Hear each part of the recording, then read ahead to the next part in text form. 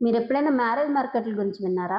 Marriage మార్కెట్‌లా అని ఆశ్చర్యపోకండి. Marriage మార్కెట్‌లే. సాధారణంగా మనం కూరగాయల కోసం, వస్తువుల కోసం మార్కెట్‌లకి, సంతలకి వెళ్తూ ఉంటాము.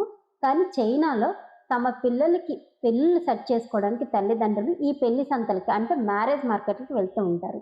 ఈ మ్యారేజ్ మార్కెట్‌లు ఎప్పుడు పడితే అప్పుడు జరగవు. షాంఘై, వుహాన్ అంటూ ప్రధాన నగరాల్లో ప్రతి శనివారం, ఆదివారం మధ్యాహ్నం 12 గంటల నుంచి సాయంత్రం 5 వరకు జరుగుతుంటాయి. ఈ పెళ్లి సందడికి అక్కడ తల్లిదండ్రులు గొడుగులతో వెళ్తారు. ఆ గొడుగుల మీద తమ పిల్లల బయోడాటాలని అతికించుకొని వెళ్తారన్నమాట. అక్కడ అతికించి ఆ గొడుగుల్ని నేలపై పెడతారు.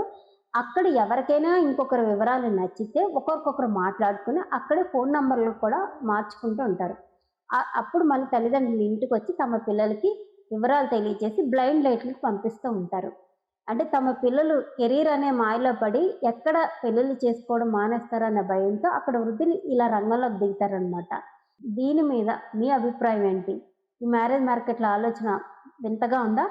సో, మాకు కామెంట్‌లో తెలియజేయండి. ఈ కంటెంట్ నచ్చితే ఒక లైక్ చేయండి.